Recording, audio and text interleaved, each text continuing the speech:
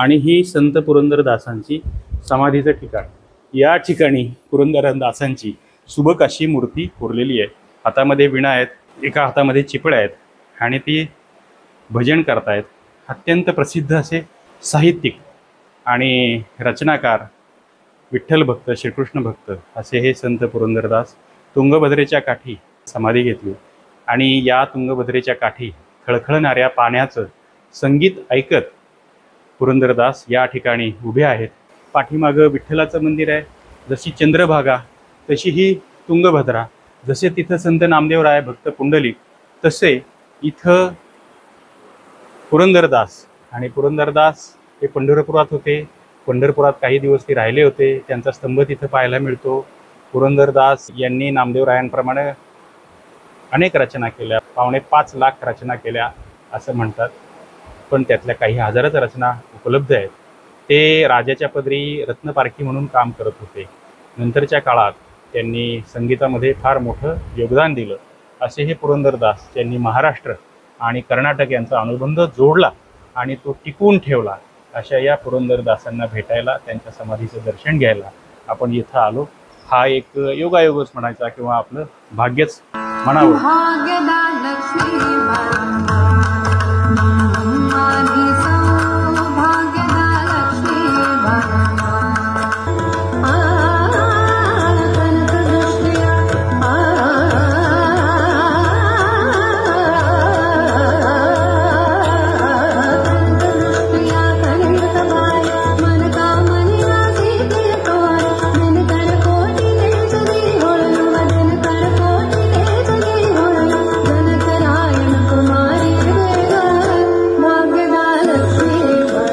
पुरंदरदास महाराज यांच्या समाधीकडे जाणार आहोत। जे श्रीकृष्णाचे भक्त आहेत, जसं ज्ञानोबा तुकोबा तसंच संत पुरंदरदास, त्यांची समाधी याच ठिकाणी आहे। तर आपण त्यांच्या समाधीकडे जाऊ आणि ती समाधीचं आपण त्या दर्शन घेऊया।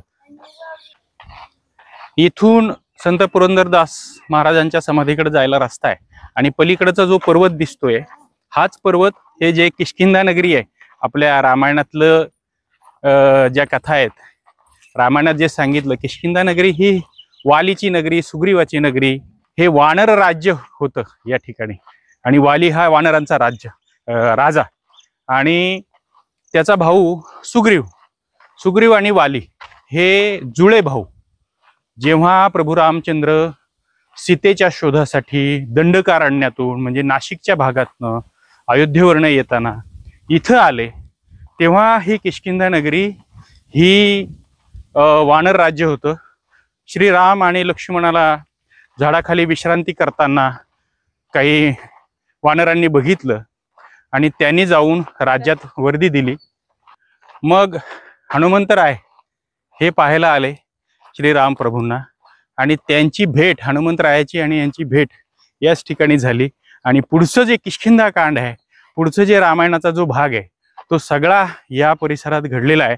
मग वाली सुग्रीवाची लढाई आहे, वालीची बायको तारा आणि सुग्रीवाचं लग्न लावून देणं आहे, या गोष्टी प्रभू रामचंद्रांनी केल्या। वालीचा वध केला आणि सुग्रीवाच्या ताब्यात हे राज्य दिलं आणि वानरसेना घेऊन श्रीराम प्रभू सेतू बांधून समुद्रामध्ये पुढे लंकेमध्ये त्यांनी प्रवेश केला आणि रावणाची लढाई करून रावणाचा वध केला। असं किष्किंधा नगरीला फार मोठं महत्त्व या ठिकाणी आहे।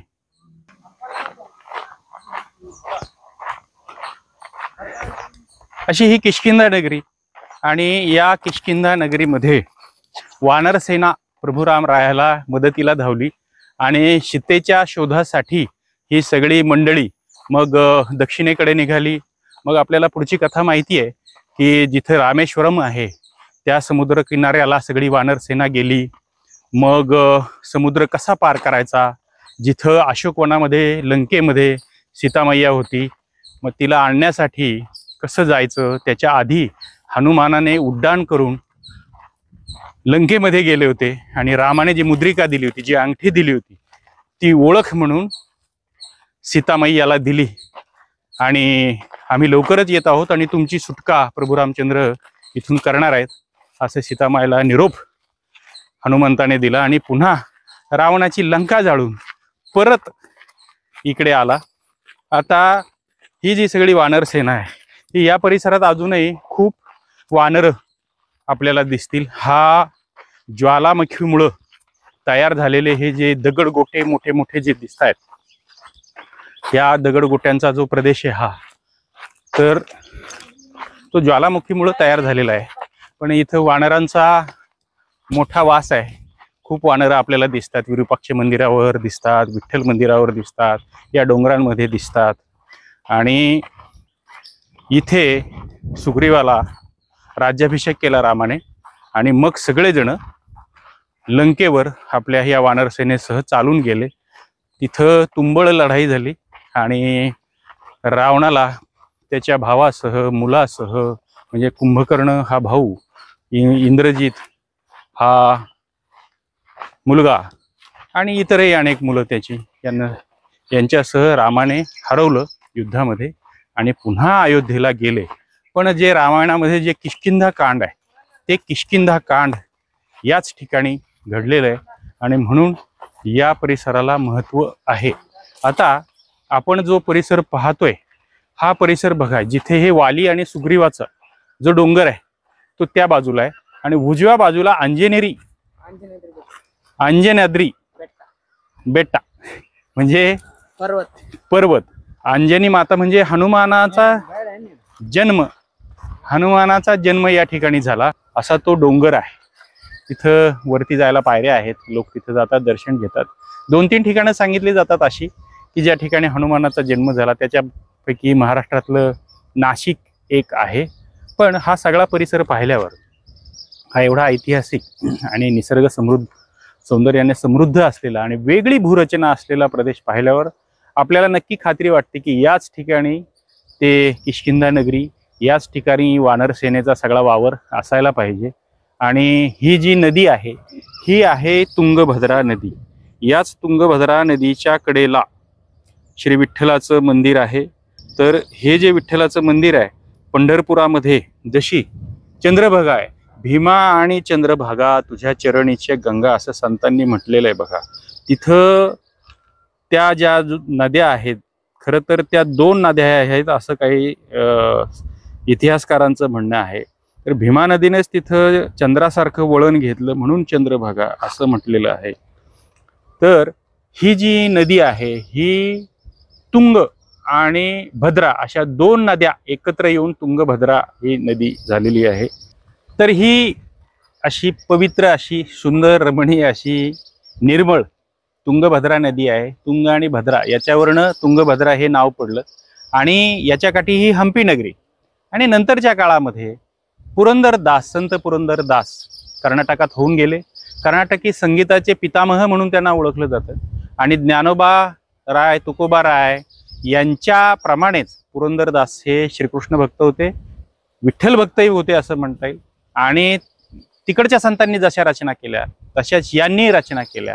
यांनी जवळपास 5.25 लाख रचना केल्या असं म्हणतात. आता त्यातल्या काही हजारच रचना उपलब्ध आहेत. पण हे पुरंदरदास असंही सांगतात की पुण्याजवळ सासवडजवळ जो पुरंदर किल्ला आहे तिथे त्यांचा जन्म झाला. दासपंथाचे संस्थापक श्रीपादराय यांचे एक शिष्य जे आहेत व्यासराय यांनी तिम्मप्पा नायक यांना माधव पंथाची दीक्षा दिली आणि पुरंदर विठ्ठल असं त्यांचं नाव ठेवलं. पण व्यवहारामध्ये म्हणजे त्यांचं टोपण नाव ज्याला म्हणू ते पुरंदरदास असं झालं. ते मोठे भगवत भक्त होते आणि मोठे संगीताचे तज्ज्ञ सुद्धा होते. त्यांनी कीर्तन, सुळादी आणि उगाभोग हे प्रसिद्ध काव्य प्रकार रचले. आणि जसे संतांनी महाराष्ट्रामध्ये संस्कृत ही देवभाषा ज्याला म्हटलं जात होतं आणि ही अभिजनांची भाषा म्हणजे सर्वसामान्यांची भाषा, लोकभाषा, त्यामध्ये ज्ञान उपलब्ध नव्हतं. म्हणून प्राकृतामध्ये ज्ञानदेवरायांनी ज्ञानेश्वरी लिहिली, नाथांनी भागवत लिहिलं, संस्कृत मध्ये न करता, कारण ते संस्कृत सर्वसामान्यांना समजत नव्हतं. तशाच पद्धतीचं पुरंदरदासांनी संस्कृत काव्य रचना करण्याची परंपरा मोडून देशी भाषा म्हणजे कानडी भाषेत त्यांनी देवरनाम असं त्यांच्या भक्तिरचनांचं नाव आहे, त्या देवरनामचं त्यांनी भक्तिरचना केल्या. आणि नामदेवांनी जसं शतकोटी अभंगांची प्रतिज्ञा केली होती तसंच यांनी सुमारे 5.25 लाख पदं रचली, पण त्यातली काही उपलब्ध आहेत, अगदी काहीच. नामदेवरायांप्रमाणेच पुरंदरदास भारतभर फिरले, तीर्थयात्रा केल्या आणि ते पंढरपूरला अनेक वर्ष पुरंदरदास राहत होते. आणि तिथल्या एका खांबाला पुरंदरदासांच्या, त्याला दासस्तंभ असं म्हणतात, पुरंदरदासांचं जो त्याची कृती जपावी म्हणून पंढरपुरात होते ते खूप दिवस, दासस्तंभ नावाचा एक स्तंभ आहे, त्याला गरुड स्तंभ असंही आपण म्हणतो. असे हे पुरंदरदास. त्यांच्यावर कर्नाटकामधले प्रसिद्ध दिग्दर्शक, नाटककार, अभिनेते गिरीश कर्नाड यांनी पुरंदरदास आणि कर्नाटकातलेच एक संत कनकदास यांच्यावर एक डॉक्युमेंटरी केलेली आहे. आणि हे दोन्ही संत सर्व देशाला माहीत व्हावेत याच्यासाठी गिरीश कर्नाड यांचं योगदान फार मोठं आहे. या वाहत्या तुंगभद्रेच्या काठावर पुरंदरदासांनी समाधी घेतली. आणि मी जशी काही साम्य सांगत होतो, जसे हे श्रीकृष्ण भक्त, विठ्ठल भक्त, जसं नामदेवराय विठ्ठल भक्त होते, तसे पुरंदरदासही विठ्ठल भक्त. पंढरपुरात अनेक वर्ष राहिले, त्यांचा तो स्तंभ सुद्धा पंढरपुरामध्ये बघायला मिळतो. नामदेवांनी जसं शतकोटी अभंगांची प्रतिज्ञा केली, तसे यांनी काही लाख अभंग लिहिले. दुसरी गोष्ट अशी आहे की संस्कृत भाषा जशी आहे ती त्यांनी त्याच्यात लिहिण्याऐवजी लोकभाषेमध्ये त्यांनी लिहिलं. आणि ज्ञानोबा तुकोबा या संतांच्या जशा रचना आहेत त्याच पद्धतीच्या रचना पुरंदरदासांनी केली. त्यांची एक कूट रचना आहे, त्याचं मराठीत एक रूपांतर असं आहे की काट्याच्या टोकावर 2 तळी बांधली, काट्याच्या टोकावर 2 तळी बांधली, 2 रिकामी, 1 भरले नाही. न भरलेल्या तळ्याला 3 गवंडे आले, 2 लंगडे, एकाला पाय नाही. पाय नसलेल्या गवंड्याला 3 म्हैस दिली, 2 दूध नेणारे व एकाला वासरू नव्हते. आता ही जी रचना आहे ना, ज्याला संत ज्ञानदेवांची एक कूट रचना आहे, तिचं आणि पुरंदरदासांच्या रचनेचं एकदम साम्य आहे. ते असं म्हणतात, काट्याच्या आणीवर वसली 3 गावे, काट्याच्या आणीवर वसली 3 गावे, 2 ओसाड, 1 वसेचिना, वसेचिना तिथे आले 3 कुंभार, 2 थोटे, 1 घडेचिना, घडेचिना त्याने घडली 3 मडकी, 2 कच्ची, 1 भाजेचिना, भाजेचिना त्यात रांधले 3 मुगे, 2 हिरवे, 1 सिजेचिना. म्हणजे ही जी कूट रचना आहे ही पुरंदरदास आणि ज्ञानदेव यांचं काव्यरचना किती साधर्म्य होतं, त्यांचे विचार किती जुळणारे होते हे दाखवणाऱ्या या रचना आहेत. आणि हे मी म्हटलं तसं कर्नाटकी संगीताचे पितामह या कर्नाटकामध्ये पुरंदरदासांचा फार मोठा प्रभाव आहे. आणि कर्नाटक आणि महाराष्ट्र यांच्यात जोडणारा दुवा म्हणजे पुरंदरदास आहेत. गदिमांनी लिहिलेलं गाणं आहे ना, कानडा राजा पंढरीचा, देवांनाही कळला नाही अंतपार द्याचा, कानडा राजा पंढरीचा. आणि त्याच्यामध्ये ते एक म्हणतात, पुरंदराचा हा परमात्मा, हा जो पुरंदराचा परमात्मा म्हणजे पुरंदरदासांचा श्री विठ्ठल, असे हे पुरंदरदास. तर त्यांची ही समाधी आहे. तर आपण तिकडे त्या समाधीकडे जाऊया आणि त्या समाधीचं दर्शन घेऊया. आणि व्हिडिओच्या माध्यमातून या पुरंदरदासांच्या समाधीचं दर्शन तुम्हाला घडवत आहे. चला माझ्या मागे जाऊया आणि आपण पुरंदरदासांचं दर्शन करूया.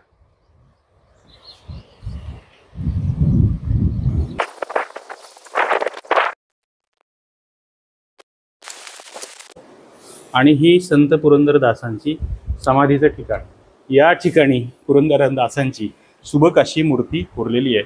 हातामध्ये विणा आहेत, एका हातामध्ये चिपळ्या आहेत आणि ती भजन करतायत. अत्यंत प्रसिद्ध असे साहित्यिक आणि रचनाकार, विठ्ठल भक्त, श्रीकृष्ण भक्त असे हे संत पुरंदरदास तुंगभद्रेच्या काठी समाधी घेतली. आणि या तुंगभद्रेच्या काठी खळखळणाऱ्या पाण्याचं संगीत ऐकत पुरंदरदास या ठिकाणी उभे आहेत. पाठीमागं विठ्ठलाचं मंदिर आहे. जशी चंद्रभागा तशी ही तुंगभद्रा. जसे तिथं संत नामदेवराय, भक्त पुंडलिक, तसे इथं पुरंदरदास. आणि पुरंदरदास हे पंढरपुरात होते. पंढरपुरात काही दिवस ते राहिले होते. त्यांचा स्तंभ तिथं पाहायला मिळतो. पुरंदरदास यांनी नामदेवरायांप्रमाणे अनेक रचना केल्या, 5.25 लाख रचना केल्या असं म्हणतात. पण त्यातल्या काही हजारच रचना उपलब्ध आहेत. ते राजाच्या पदरी रत्नपारखी म्हणून काम करत होते. नंतरच्या काळात त्यांनी संगीतामध्ये फार मोठं योगदान दिलं. असे हे पुरंदरदास, त्यांनी महाराष्ट्र आणि कर्नाटक यांचा अनुबंध जोडला आणि तो टिकवून ठेवला. अशा या पुरंदरदासांना भेटायला, त्यांच्या समाधीचं दर्शन घ्यायला आपण इथं आलो. हा एक योगायोगच म्हणायचा किंवा आपलं भाग्यच म्हणावं.